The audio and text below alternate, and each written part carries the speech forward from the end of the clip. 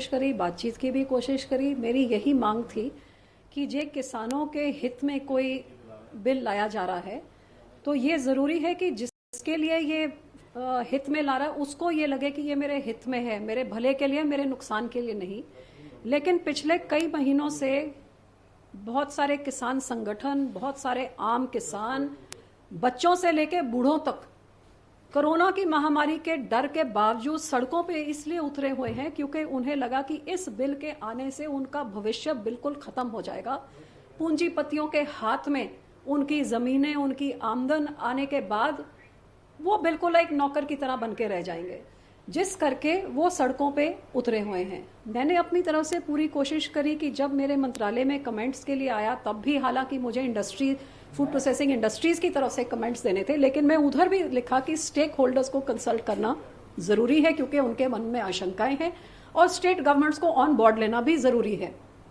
इसके बाद जब पता लगा कि ये इसकी ऑर्डिनेंस बनने लगी है, उससे पहले भी मैंने कैबिनेट में इसको रेज किया कि बहुत बड़ी ग्राउंड लेवल पे इसकी विरोधता है, अक्रॉस पार्टी लाइंस विरोधता है और ये मूवमेंट बढ़ रही है।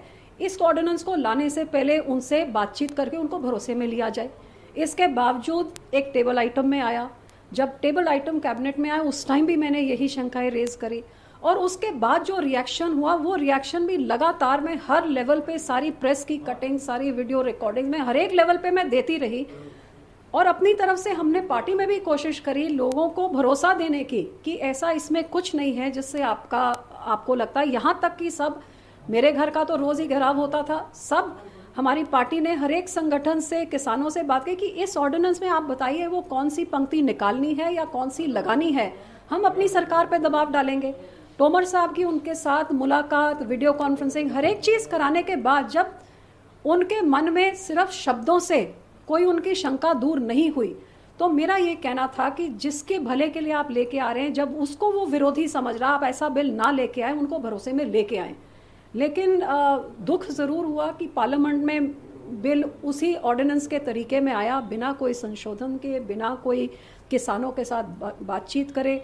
जो किसान, बूढ़े बुजुर्ग, बच्चे कई दिनों से सड़कों में बैठे हुए हैं, जीटी रोड जैम करी है, रेल की पटरियों में बैठे हुए हैं, धूप बारिश सब छोड़ के कि ये हमारा भविष्य खत्म हो रहा है, कहीं ना कहीं उनके ऊपर ये बिल थोप के उनको बोला जाए कि आपके भले में है, उनकी सुरक्षा तक नहीं की जाए।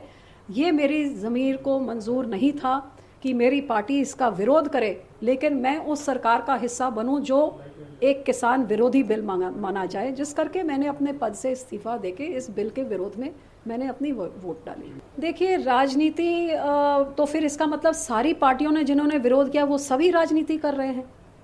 इसमें राजनीति, जब मैं कहूँ कि जिस किसानों के लिए बिल आ रहा है उनकी सुनवाई करिए, तो क्या ये राजनीति है? राजनीति करके मुझे क्या मिला? मैंने गेन क्या किया राजनीति करके?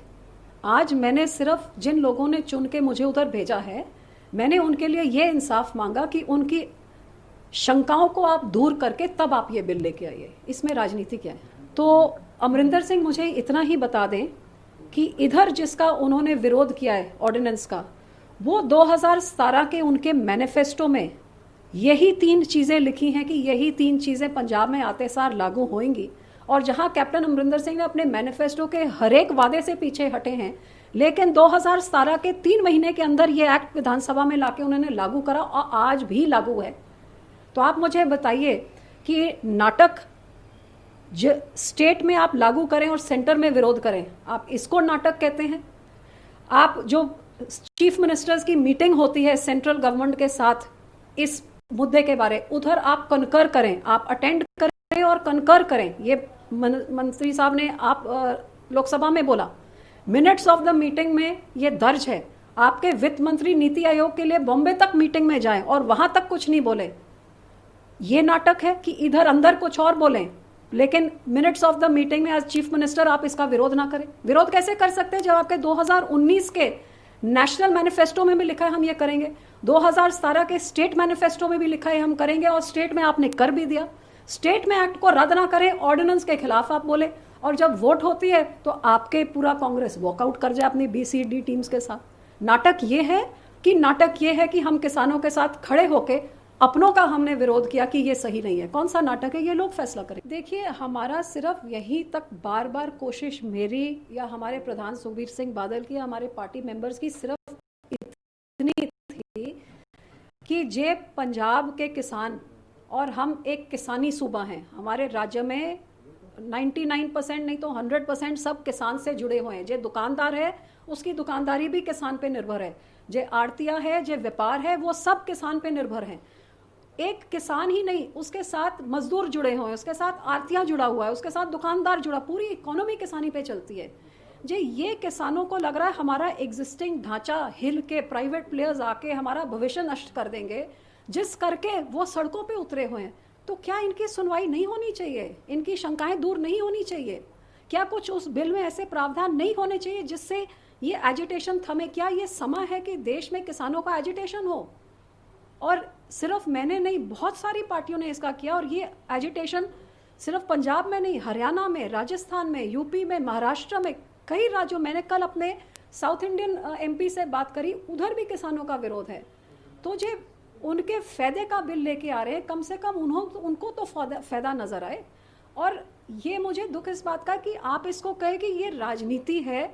भाई, किसान के ऊपर क्या राजनीति है? जे ठीक है, राजनीति में वो एक बारी भड़काया जा सकता है, 2 बारी भड़काए, लेकिन लगातार जो 2-2 महीने सड़कों पे बैठा है, फिर उसके मन में डर है।